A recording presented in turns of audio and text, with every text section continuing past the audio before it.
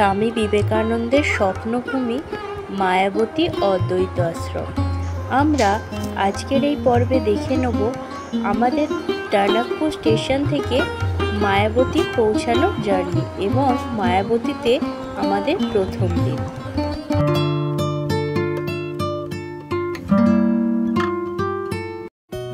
এর আগের পর্বে আমরা টানাকপুর পৌঁছানো পর্যন্ত এবং আমাদের দিল্লি ভ্রমণের ভিডিও শেয়ার করেছিলাম। আর এই পর্ব শুরু হচ্ছে উত্তরাখণ্ডের টানাকপুর স্টেশন থেকে। এখন আমরা টানাকপুর স্টেশনে নেমে পড়েছি। এবার স্টেশন থেকে বাইরে যাব, আমাদের জন্য গাড়ি ওয়েট করছে, দিয়ে গাড়ি করে আমরা পরবর্তী গন্তব্যের দিকে এগিয়ে যাব। আমরা আমাদের পুরো ট্রিপের জন্য একটি গাড়ি বুক করে নিয়েছিলাম। সেই গাড়ির ফোন নাম্বার আমি নিচে ডেসক্রিপশন বক্সে অ্যাড করে দেবো, আপনারা চাইলে যোগাযোগ করে নিতে পারেন। উত্তরাখণ্ডের চম্পা জেলায় অবস্থিত এই টানাকপুর। আর টানাকপুরকে আরেকটি নামে ডাকা হয়, একে বলা হয় গেটওয়ে অফ হুমায়ুন হিমালয়। অর্থাৎ হুমায়ুন হিমালয়ের কোনো জায়গায় যেতে চাইলে আপনাদেরকে এখান থেকে স্টার্ট করতে পারেন। মানে কাম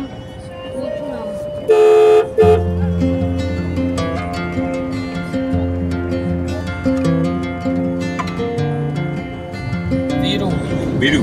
Yes.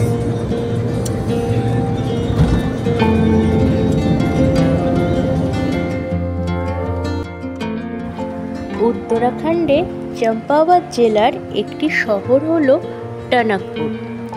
সারদা নদীর তীরে অবস্থিত এই শহরের লাগোয়াই হলো নেপাল বর্ডার।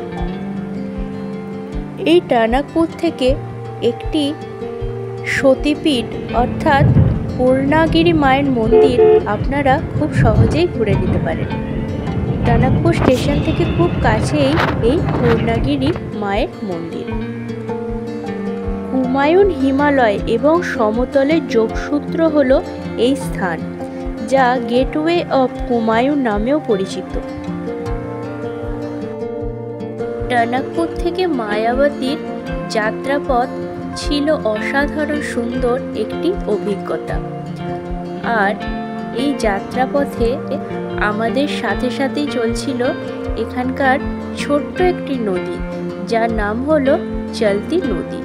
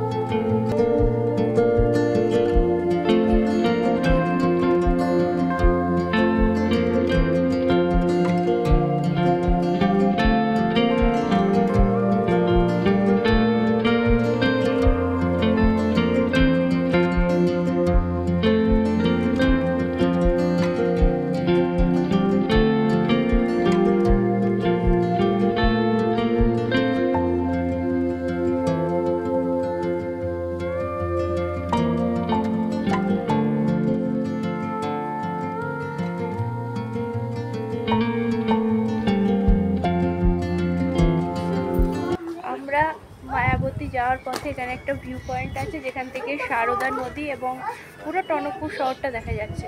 এখানে একটু আমরা দাঁড়িয়ে পড়েছি, এখানে ভিউটা এনজয় করছি।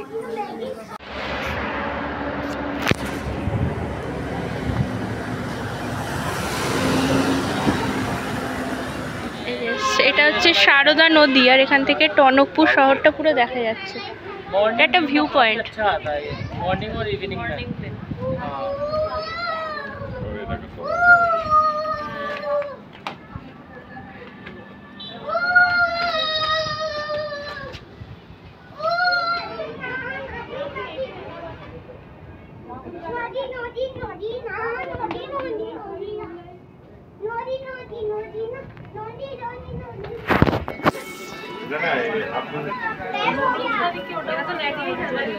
मोमोज खाती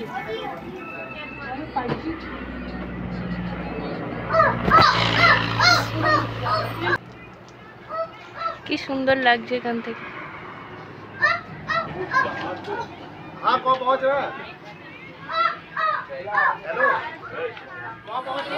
কি খাচ্ছ? ভেজ রোল কেমন করেছে? তোমার কেমন লাগছে?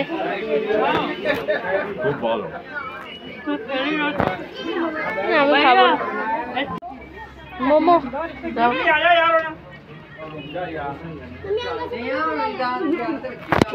তুমিও খাবে? ভিউ পয়েন্টে ভেজ স্প্রিং রোল এবং মোমো দিয়ে ব্রেকফাস্ট করে নেওয়ার পর শুরু হলো আমাদের যাত্রা। মায়াবতীর পথে আমাদের যাত্রাপথ ছিল অসাধারণ সুন্দর। সেই যাত্রাপথের কিছু দৃশ্য এখন আপনারা দেখতে থাকুন।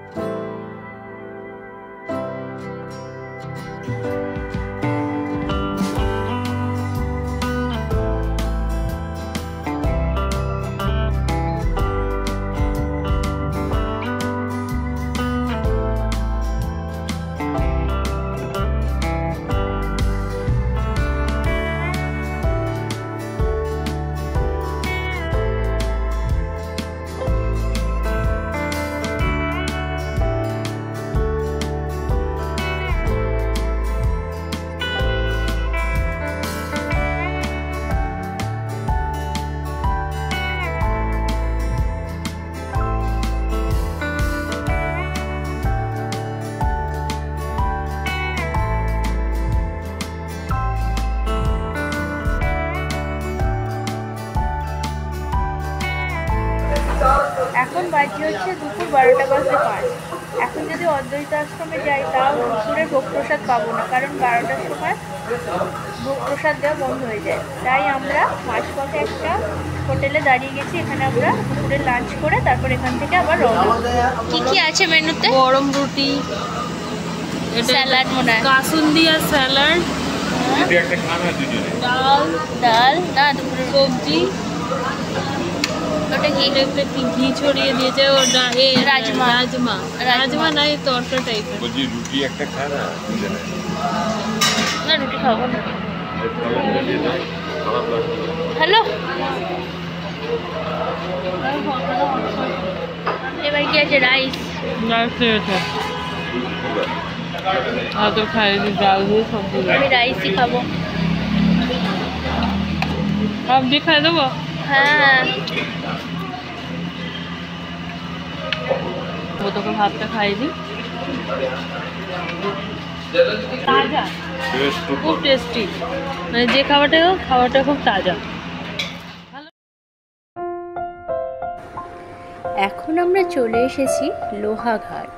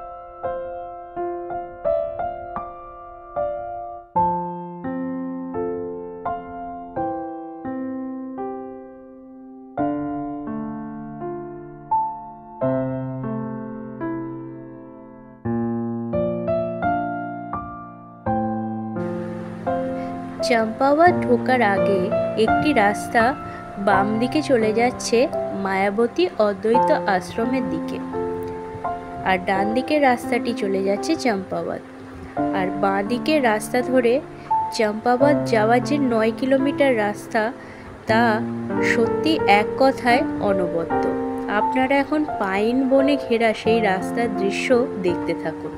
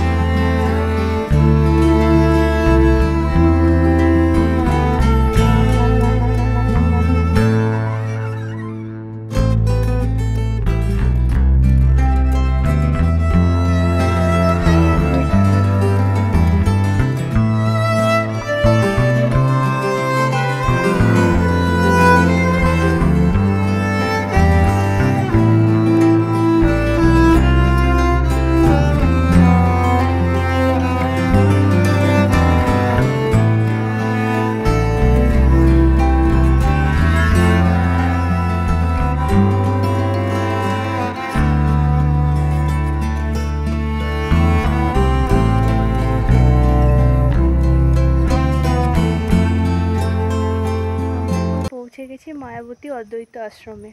আর এখন আমরা যাচ্ছি অফিসের দিকে। অফিসে গিয়ে আমাদের যে ডকুমেন্টগুলো আছে ওগুলো দিয়ে আমরা গেস্ট হাউস নাম্বার এসবগুলো নিয়ে নেব। আগে অফিসে যাই, তারপর আবার আমি ফিরে আসছি।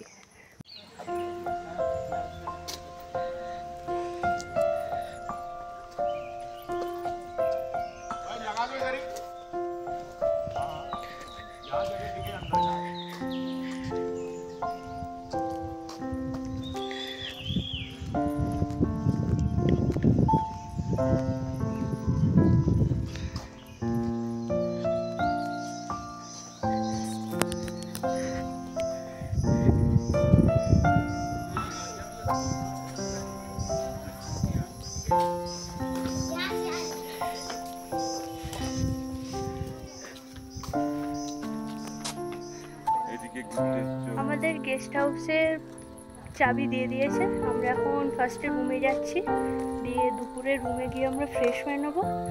বিকেলে এসে আবার আমরা পুরো আশ্রম ঘুরে দেখব।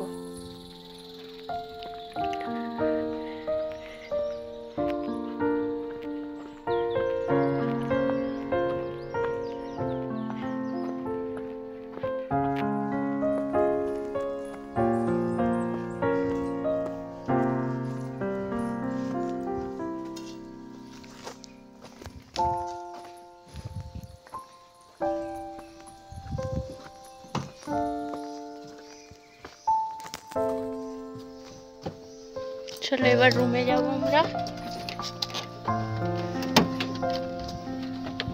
এই যে এটা হচ্ছে ঋষি কুটির, আমরা এখানেই থাকবো।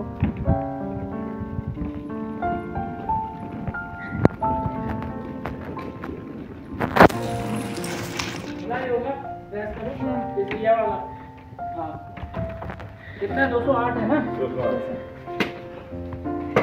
ठीक है ठीक है।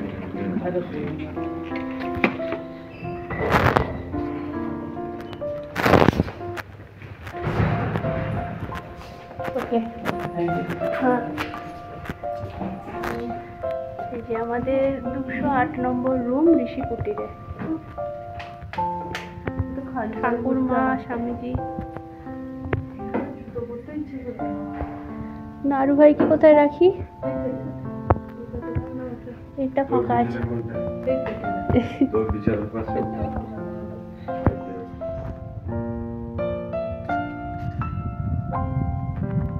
এই ঋষি কুটিরে আমাদের রুমটা কেমন আমি একটু দেখিয়ে দিচ্ছি। এখানে 3টে বেড আছে, 3টে সিঙ্গেল বেড আছে। আর এখানে আছে একটা স্টাডি টেবিল, ওইদিকেও একটা আছে। এখানে নাড়ু ভাইরা বসে আছে, ঠাকুর মা স্বামীজি। একটা জানলা, আমি এই বেডটায় শোবো। এখানে 2টো জানলা আছে। এই যে রুমে এখানে অনেকগুলো জানলা আছে, আমি জানলা থেকে ভিউটা দেখাচ্ছি।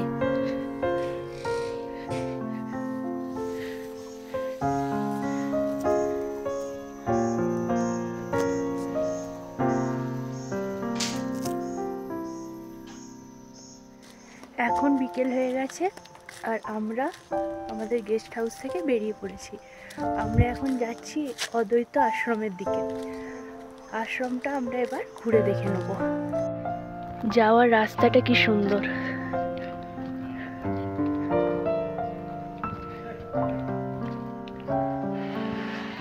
উড়ে বাপরে কত কুকুর গো।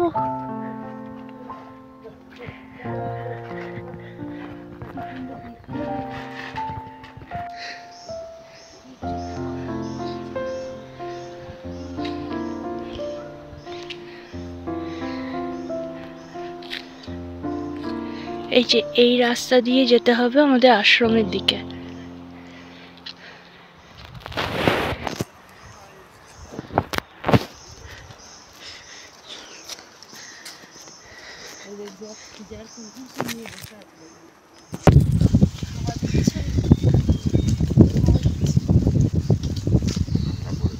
ঠান্ডা রাত্রে ভালোই ঠান্ডা লাগে, এখন বেশ হিমেল হাওয়া।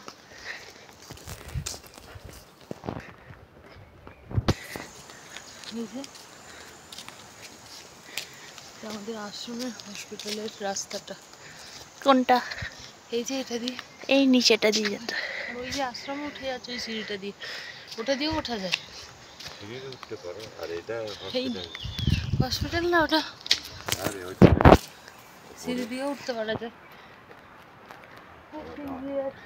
পাইন গাছ।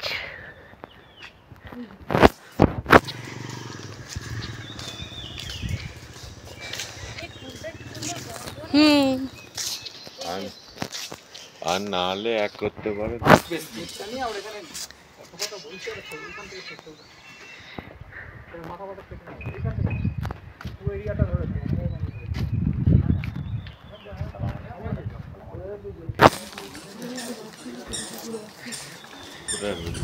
মায়াবতী অদ্বৈত আশ্রম।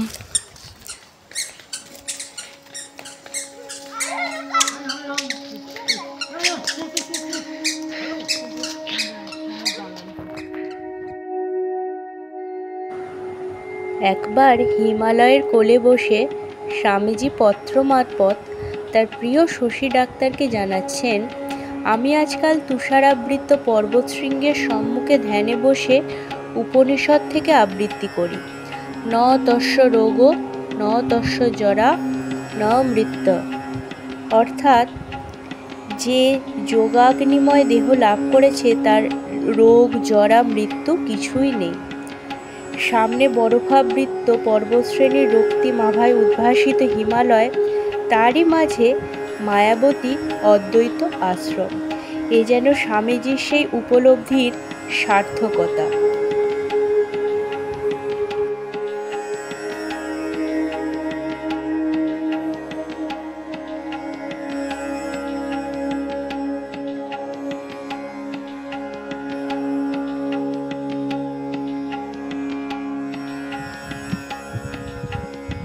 এইদিকে হচ্ছে mother's cottage, Charlotte Elizabeth Sevier ওনার নামাঙ্কিত এই কটেজ।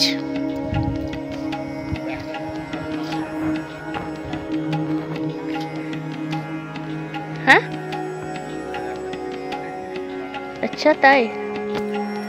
এই যে এই জিনিসটি দেখতে পাচ্ছেন, এটি সম্ভবত আগেকার দিনের গিজার ছিল। এটাই করে কোনো এক মেকানিজমে জল গরম করা হতো। আমি প্রথমবার দেখলাম।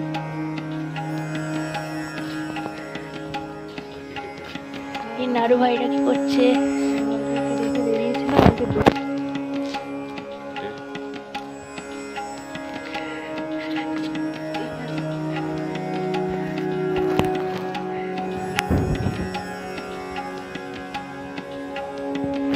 এখানে দুটো গেস্ট হাউস আছে, এটা হচ্ছে ঋষি কুটির আর এটা হচ্ছে বিবেকানন্দ ভবন। আমরা আছি এই ঋষি কুটিরে।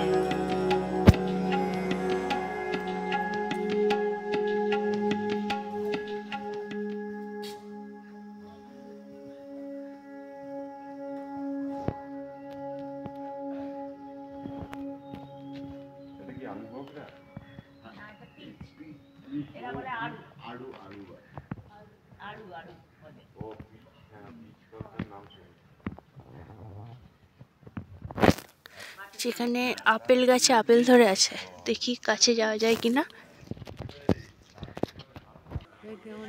কত আপেল জানি না, দেখা যাচ্ছে কিনা আমি দেখানোর চেষ্টা করছি। অনেকটা দূরে তাই দেখা যাচ্ছে না ভালো। এই যে আপেল গাছে আপেল ধরে আছে বাগানের মধ্যে আমাদের আশ্রমে।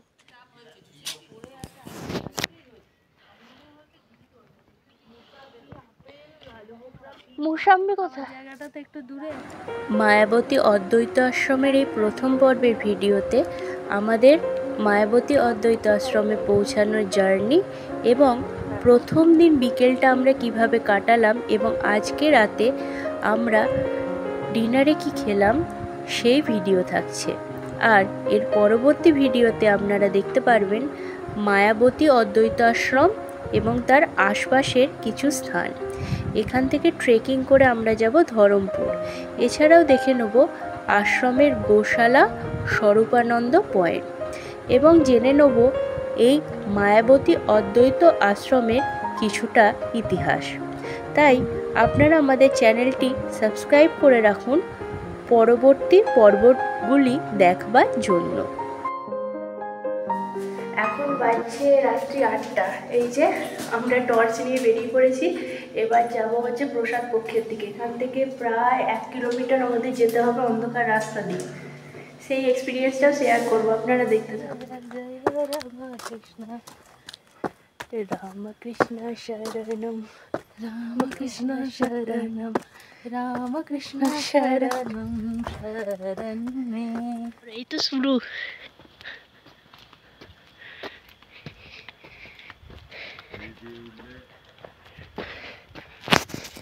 চলে যেতে দারুণ ঘুটঘুটে অন্ধকার।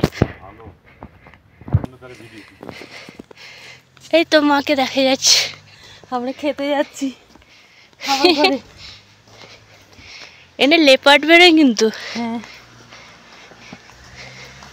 গাড়ি আসছে, সরে আসছে। হাতে টর্চ, ঠাকুরের নাম করছি। You come to go to by car? Huh? You want to go by car? No no thank you. না না, You want? ওকে নেই নেই একজন গাড়িতে যাচ্ছিলেন, তিনি আমাদের অফার করলেন যে যাব কিনা। মাকে তুলে দিস। না না, অবশেষে এসে গেছি। এই যে টর্চ দেখেন। এই তো এসে গেছি। দারুণ আদিদি যায়, তারা তৈরি যায়। রাতে আসাটা আলাদাই। সরে এসে গেছি। কারা আবার ইন্ডিকেটর লাইট। প্রচুর ঘেমে গেছি, সোয়েটার লাগবে না। এই সময় সোয়েটার না পরলেও চলতো। রাতে কি সুন্দর লাগছে, বাহ।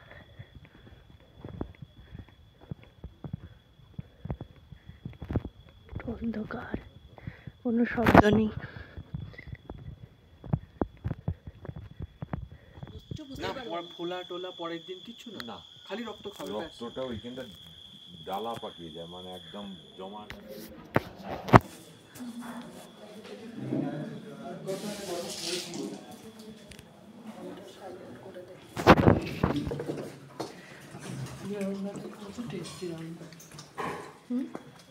আমাদের রাতের খাবার খাওয়া হয়ে গেছে, খুব সুন্দর রান্না হয়েছিল। এবার আমরা যাচ্ছি গেস্ট হাউসের দিকে। এটা আবার অন্য রাস্তা, এটা দিয়ে যাচ্ছি। পুরোটা লাইট আছে। আগামীকাল সকালে আমরা এখানকার কিছু স্পট যেগুলো স্বামীজির স্মৃতিধন্য সেগুলো ঘুরে দেখব। আবার ফিরে আসছি সকালবেলা। ভিডিওগুলো ভালো লাগলে অবশ্যই লাইক, শেয়ার, সাবস্ক্রাইব করবেন আমাদের চ্যানেল পাঁচফোড়ন খুশি। Thanks for watching hour video.